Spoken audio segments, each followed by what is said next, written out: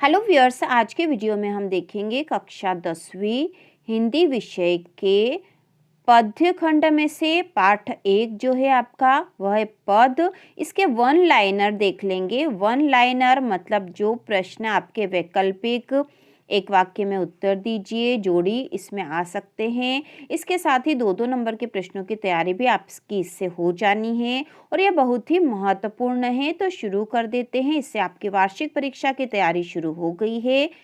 तो यहाँ पे हम क्षितिज भाग 2 पद्य खंड पाठ 1 पद के देख रहे हैं। तो इसमें सबसे पहला है, सूरदास का जन्म सन 1478 में हुआ था। ठीक है, सूरदास का जन्म कब हुआ था?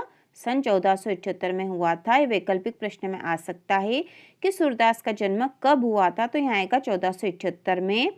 इसके बाद है, सूरदास का जन्म मान्यता के अनुसार उनका जन्म स्थान दिल्ली के पास सीही में माना जाता है। जन्म स्थान है दिल्ली के पास सीही।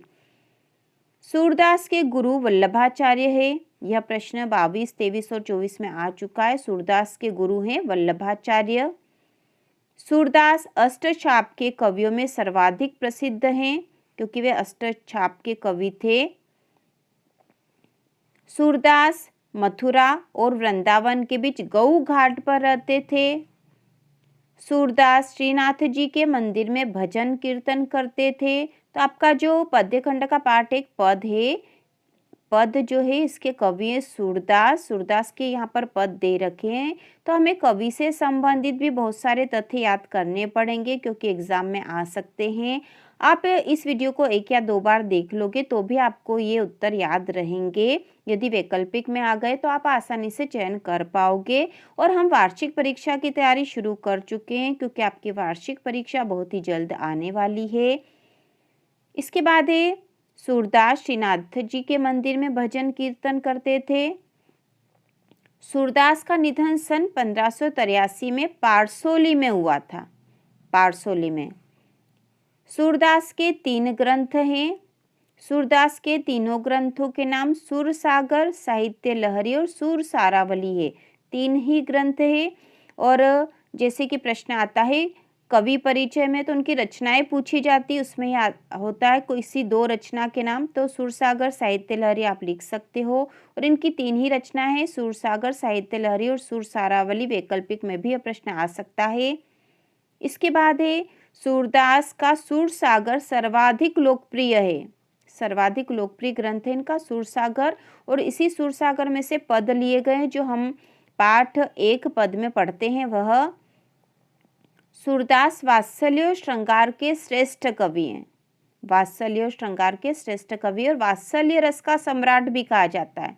ठीक है, सूरदास को वात्सल्य रस का सम्राट कहा जाता है, ये आपको याद होना चाहिए। वात्सल्य रस का सम्राट कहा जाता है। इसके बाद है, सूरदास कृष्ण के अनन्य भक्त थे। सूरदास की भाषा ब्रज है, तो भाषा और किसके भक्त थे यह भी महत्वपूर्ण है। सूरदास के पद लोकगीतों की परंपरा की श्रेष्ठ कड़ी हैं। सूरदास के पद सुरसागर के भ्रमर गीत से 4 पद लिए गए हैं। ये जो पद है इसमें भ्रमर गीत से लिए गए। ठीक है, सूरदास के पद सुरसागर के भ्रमर गीत, सुरसागर जो ग्रंथ है इसमें भ्रमर गीत नाम का एक भाग है, उसमें से 4 पद यहाँ लिए गए जो कि हम पढ़ते हैं अपने पाठ में। कृष्ण ने मथुरा जाकर कंस का वध किया था। कृष्ण ने उद्धव के द्वारा गोपियों को समझाने योग संदेश भेजा था। ठीक है, योग का संदेश भेजा था उद्धव के माध्यम से कृष्ण ने योग संदेश के माध्यम से गोपियों की विरह वेदना को शांत करने का प्रयास किया है।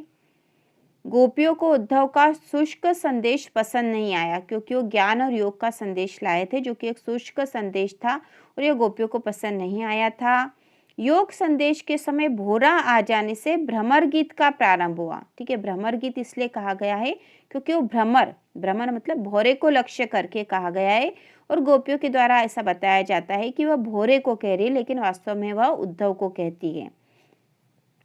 गोपियों ने भ्रमर के बहाने उद्धव पर व्यंग बाण छोड़े हैं। ठीक है, व्यंग करा उनके ऊपर। गोपियों को योग संदेश कड़वी ककड़ी के समान लगता है। वैकल्पिक में प्रश्न आ सकता है। गोपियों ने उद्धव को राजधर्म याद दिलाया है। राजा का धर्म प्रजा का हित करना है। यह आपके अति लघुत्तरी में प्रश्न भी आ सकता है कि राजा का धर्म क्या होता है गोपियों के अनुसार, तो वह प्रजा का हित करना होता है। गोपियों ने उद्धव को बड़भागी कहकर व्यंग किया है। ठीक है, गोपियों ने उद्धव को क्या बोला है? बड़भागी। अपरस का अर्थ अछूता है। ठीक है, यह आपके पद में आया है अपरस रहत वाला, तो अपरस मतलब अछूता। पूरैनी पात का अर्थ कमल का पत्ता है। यह हमने व्याख्या करी थी, उसमें देखा ही था। और यदि व्याख्या आपको अच्छे से समझ में नहीं आई तो उसका फिर से एक वीडियो आएगा जिसमें इंपॉर्टेंट व्याख्या हम देखेंगे। उद्धव के व्यवहार की तुलना तेल लगी गगरी और कमल के पत्ते से की गई है। यह 2022 में प्रश्न आया था। उद्धव के व्यवहार की तुलना तेल लगी गगरी और कमल के पत्ते से की गई है। कमल के पत्ते एवं तेल लगी गागरी की विशेषता होती कि दोनों पर पानी का प्रभाव नहीं होता है।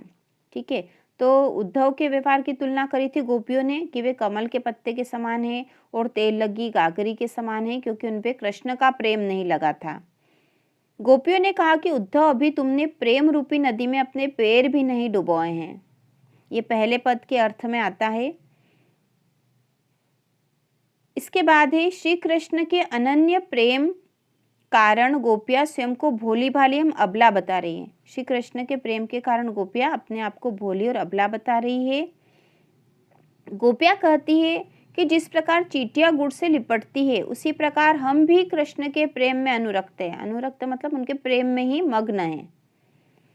मन की मन ही मांझ रही का अर्थ है गोपियों के मन की बात मन में ही रह गई, क्योंकि कृष्ण उन्हें छोड़कर चले गए थे मथुरा और वापस नहीं आए थे।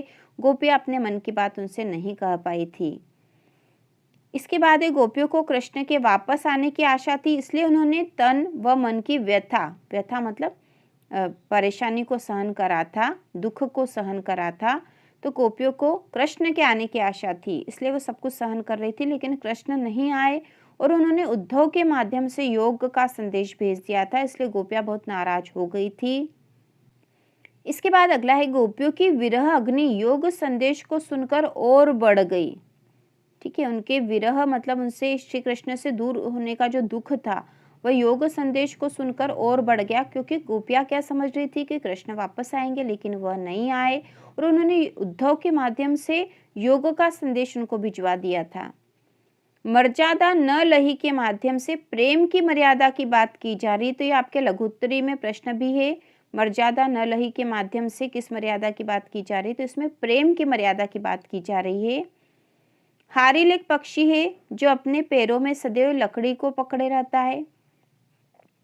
तो पद जो एक पद है हमारे हरी हारिल की लकड़ी, या गोपियां कहती है। तो हारिल एक पक्षी होता है, अपने पैरों को सदैव लकड़ी की, अपने पैरों में सदैव लकड़ी को पकड़े रहता है।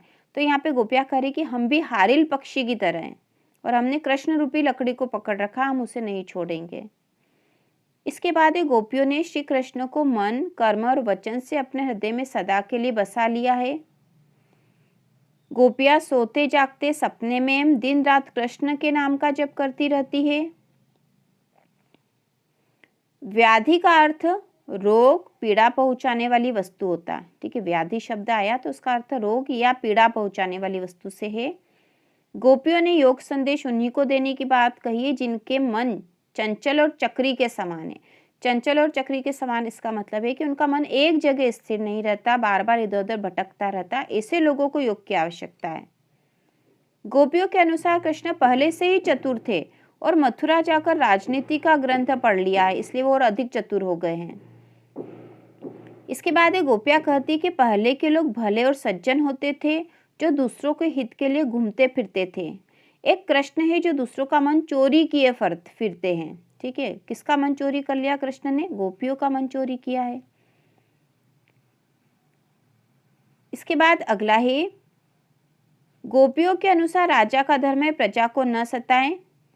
गोपियां कृष्ण से अपना मन मांग रही जो अपने साथ ले गए हैं। गोपियां तर्कपूर्ण ढंग से अपनी बात रखती थी और किसी भी बात को कहने में इच्छकती नहीं थी। यह एक महत्वपूर्ण बात है, तर्कपूर्ण ढंग से बात रखती है। अब सूरदास का भाव पक्ष और कला पक्ष के भी मेन पॉइंट हम देख लेते हैं। भाव पक्ष में आएगा वात्सल्य और श्रृंगार रस का प्रयोग किया है। सूरदास की भक्ति पुष्टि मार्गी है। कैसी है, पुष्टि मार्गी, जो कि अष्टचाप के कवि कर रहे थे, पुष्टि मार्गी थे। कला पक्ष में सूरदास जी के पदों में कोमलकांत पदावली है और सुर की भाषा में संगीतात्मकता एवं सजीवता है। तो इस प्रकार हमने पद, जो कि पद्य खंड का पाठ 1 है कक्षा 10वीं का, इसके सारे वन लाइनर जो इम्पोर्टेंट वाक्य थे और वैकल्पिक के लिए जो महत्वपूर्ण है वह सब हमने देख लिए हैं। इसके बाद अगले पाठ के भी हम करेंगे और गद्य खंड के भी करने वाले हैं। तो इसी प्रकार के और वीडियो देखने के लिए कक्षा 10वीं बोर्ड की संपूर्ण तैयारी के लिए चैनल को सब्सक्राइब कीजिए।